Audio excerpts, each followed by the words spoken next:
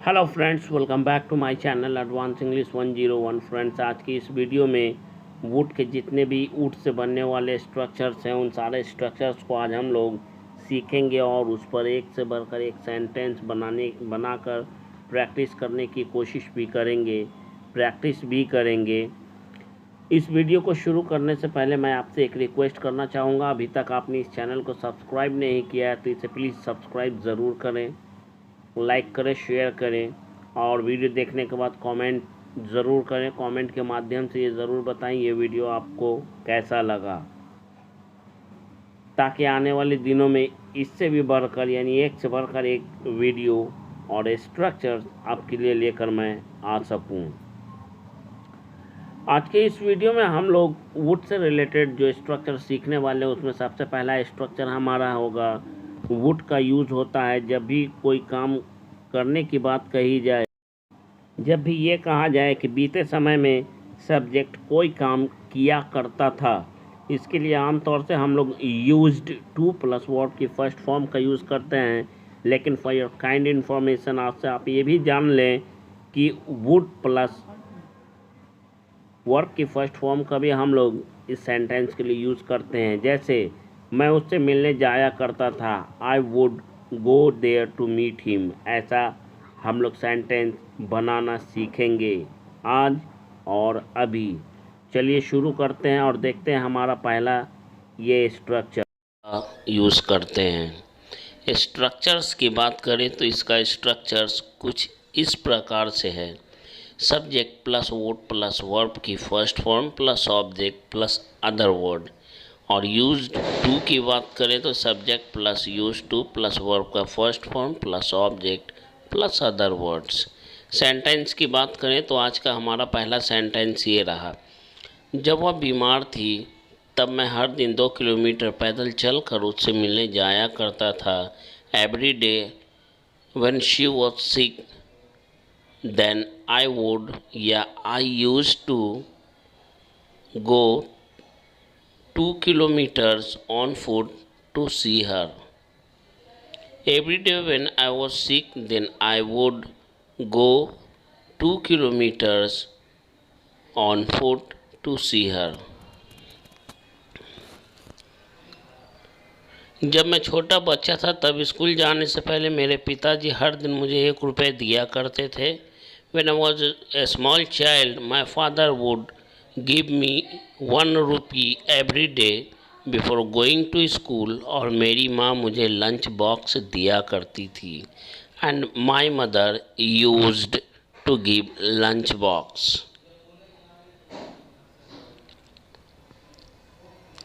इसमें दोनों structure use में आ गया, इस बात का ध्यान रखें। आप चाहते तो दोनों सेंटेंस में वुड का प्रयोग कर सकते हैं, लेकिन इसमें यूज टू भी लाना ज़रूरी है ताकि आप प्रैक्टिस करते रहिए। मैं हर दिन फ़ोन करके उससे 2 घंटे तक बातें किया करता था।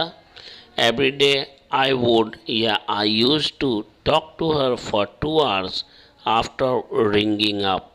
रिंग अप का मतलब होता है फ़ोन करना। फ़ोन का मतलब भी फ़ोन करना होता है, कॉल का मतलब भी कॉल करना होता है। हैविंग रंग अप, ये हैविंग प्लस वर्ब की थर्ड फॉर्म वाली स्ट्रक्चर पर इसे बनाया गया है। हैविंग रंग अप मतलब फ़ोन करके। I would to talk to her for 2 hours every day. मैं हर साल ईद के अवसर पर अपने घर जाया करता था। I would go to my house या my home। I would go to my home on the eve of Eid every year। क्योंकि मैं अपने पूरे परिवार के साथ इस त्यौहार की खुशियाँ बांटना चाहता था। क्योंकि मैं अपने पूरे परिवार के साथ ईद त्यौहार की खुशियाँ बांटना चाहता था। Because I wanted to share the joy of this festival with my entire family।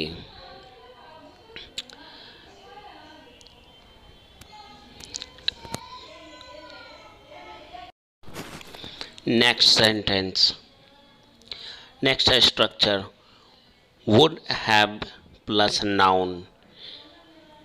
जब भी सब्जेक्ट के पास कोई चीज़ होता सेंटेंस में लगा रहेगा। मेरे पास एक कार होता, उसके पास एक गाड़ी होती, उसके पास एक बंगला होता, उस तरह के सेंटेंस के लिए ये स्ट्रक्चर है। और पहला सेंटेंस है मेरे पास एक गाड़ी होती, I would have a car. मेरे पास कुछ नई किताबें होती, I would have some new books. मेरे पास कुछ नई किताबें होती, I would have some new books. मेरे पास कुछ नए दोस्त होते, I would have some new friends.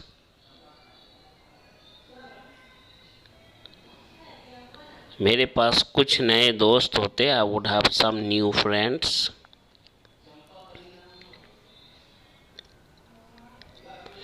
आज मेरे पास रहने के लिए अपना एक बड़ा घर होता, today I would have a big house to live. आज मेरे पास रहने के लिए एक बड़ा घर होता, today I would have a big house to live.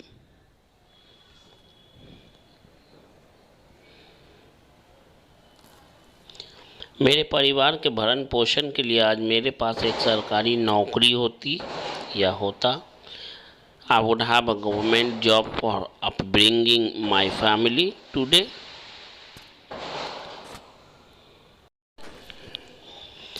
I would have a government job for upbringing of my family today. उन लोगों के पास एक गाड़ी होता, they would have a car.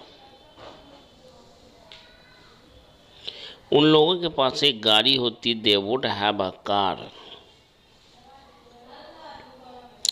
अगला स्ट्रक्चर है वुड बी प्लस वर्ब की ING form. जब भी किसी सेंटेंस में कोई काम करना पड़ रहा हो, कोई काम कर रहा होता रहे, तो उस तरह का सेंटेंस में इस स्ट्रक्चर का यूज़ करते हैं। इस स्ट्रक्चर का पहला सेंटेंस है, आज मैं तुम्हें अंग्रेजी पढ़ा रहा होता, today I would be teaching you English. Today I would be teaching you English.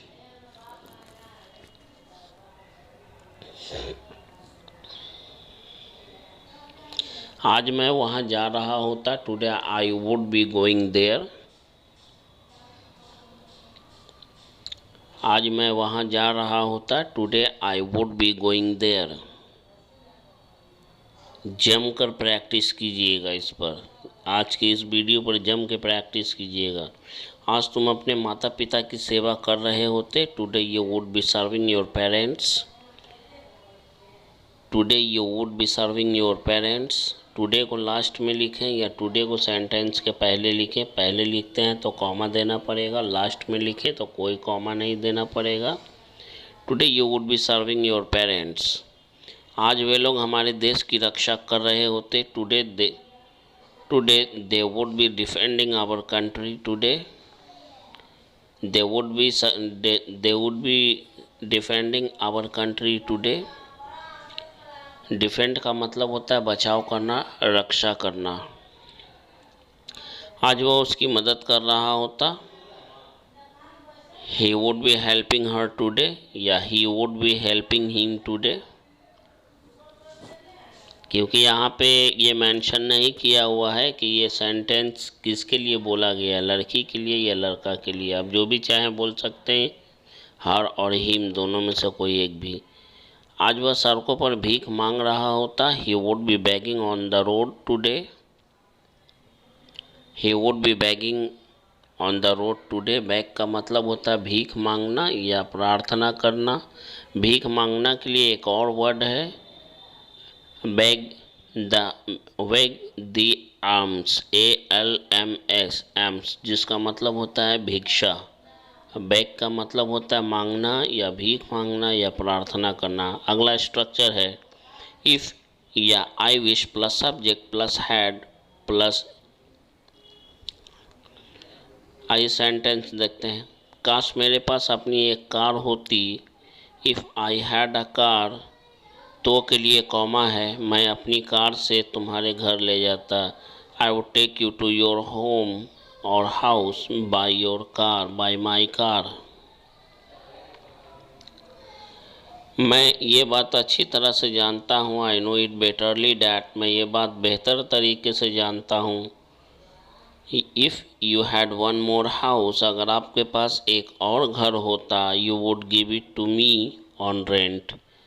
You would give it to me on rent, आप उसे मुझे किराए पर दे देते। तोड़ तोड़ कर पढ़िए और समझिए, तभी आप बोलना सीखेंगे। I know it bitterly that if you had one more house, you would give it to me on rent. अगर उन लोगों के पास रहने के लिए अपना घर होता, if they had their own home to live, they would never live in a rented house. If they had their own home to live, they would never live in a rented house.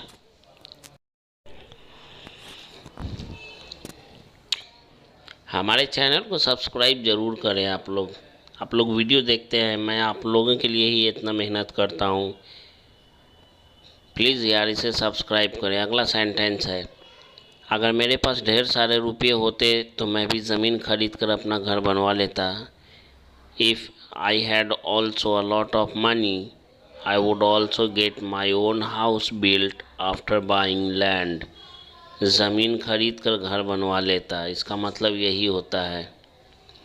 If I had also a lot of money, अगर मेरे पास भी ढेर सारे पैसे होते। If I had also a lot of money, अगर मेरे पास बेटा होता। इफ़ आई हैड अ सन, तो के लिए कॉमा, मैं उसकी शादी करवाता। I would marry him off, marry off का मतलब होता है शादी कराना, शादी कराना या शादी करवाना। आई वुड मैरी हिम ऑफ। अगर आपके पास पैसे होते तो आप भी अपनी बेटी के लिए खिलौने खरीदते। If you had money, you would buy toys for your daughter. If you had money, you would buy toys for your daughter. If you had money, अगर आपके पास पैसे होते। यू वुड बाई, आप खरीदते। टॉयज़, खिलौनों को या खिलौने। फॉर योर डॉटर, अपनी बेटी के लिए। अगला स्ट्रक्चर है इफ़ और I wish plus subject plus verb की सेकेंड फॉर्म।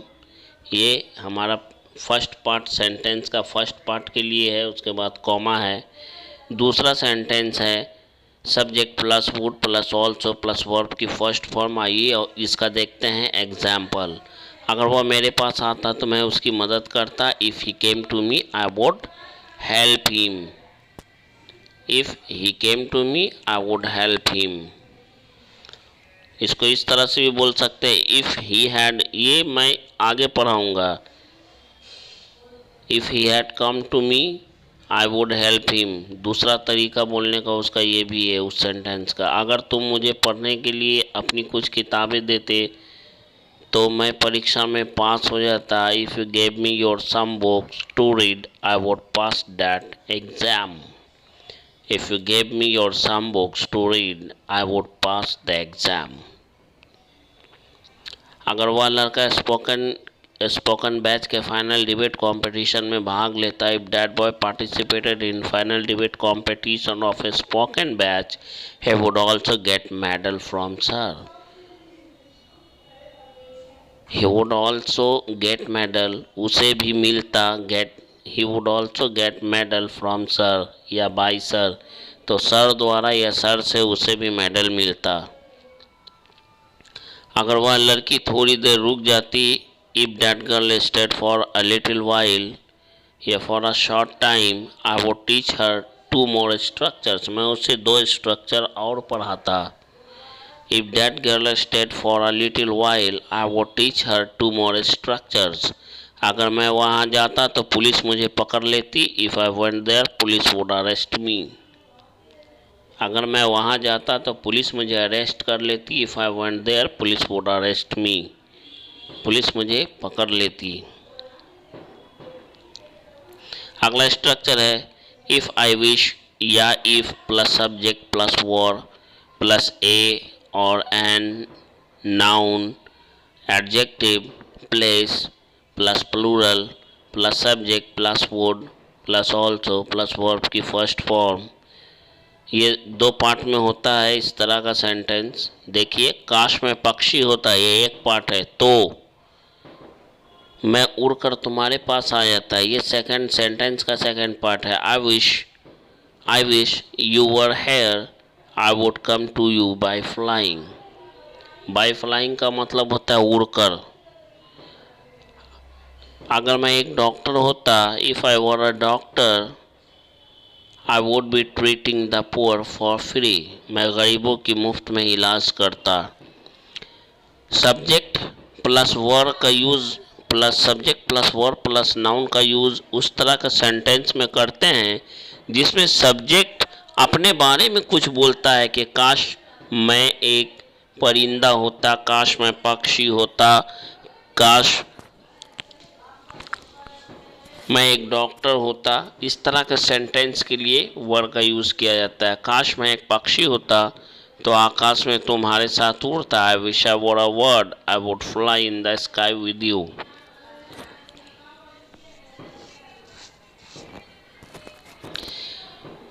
काश वह यहाँ होती तो मैं उसे अपना जीवन साथी बनाता। I wish she were here, I would make her my life companion. I wish she were here, I would make her my life companion. Life companion का मतलब होता है जीवन साथी। मेक अ लाइफ कॉम्पेनियन का मतलब होता है जीवन साथी बनाना। मेक समवन लाइफ कॉम्पेनियन, किसी को अपना जीवन साथी बनाना। काश मैं एक शिक्षक होता, I wish I were a teacher. तो के लिए कॉमा, आज आपकी तरह मैं भी अंग्रेजी पढ़ाता। I would also teach English like you. I wish I were a teacher, I would also teach English like you. अगला स्ट्रक्चर है would have प्लस वर्ब की फर्स्ट फॉर्म, जिसका मतलब होता है करना पड़ता है या करना पड़ जाता है। स्ट्रक्चर की बात करें तो इसका स्ट्रक्चर कुछ इस प्रकार है। सब्जेक्ट, अगर मैं प्यासा होता, इफ़ आई वर थर्स्टी, तो मुझे कुएं के पास जाना पड़ता। I would have to go to the well. I wish if I were thirsty, अगर मैं प्यासा होता, I would have to go to the well, मुझे कुएं के पास जाना पड़ता या जाना पड़ जाता।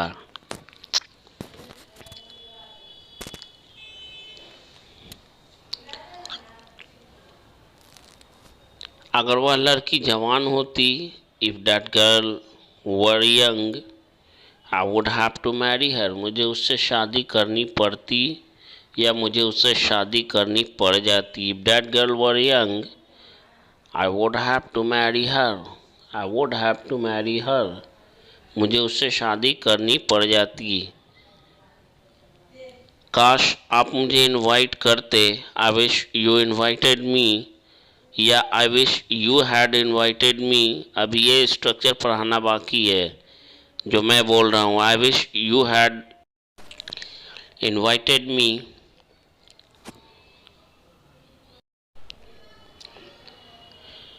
I would have two by new clothes, मुझे नए कपड़े ख़रीदने पड़ जाते या नए कपड़े ख़रीदने पड़ते। अब बारी आपके होमवर्क की।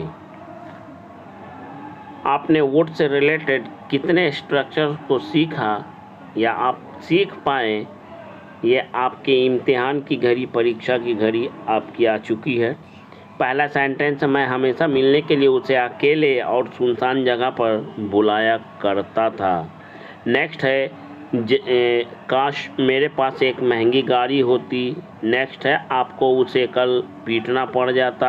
नेक्स्ट है अगर आपने मुझे वहाँ बोलने का मौका दिया होता तो आज मैं यहाँ सलाखों के पीछे नहीं होता। नेक्स्ट, अगर आपने मुझे इनवाइट किया होता आज मुझे यहाँ नहीं आना पड़ता। सो गाइस, मैं उम्मीद करता हूँ कि ये वीडियो आपको अच्छा लगा होगा। अगर ये वीडियो आपको अच्छा लगा है, सीखने को कुछ मिला है, तो इस वीडियो को लाइक, शेयर, सब्सक्राइब ज़रूर करें ताकि हर दिन हमारे आने वाले नए वीडियो का नोटिफिकेशन सबसे पहले आपको मिल सके। And that's all for today's video. Thanks for watching.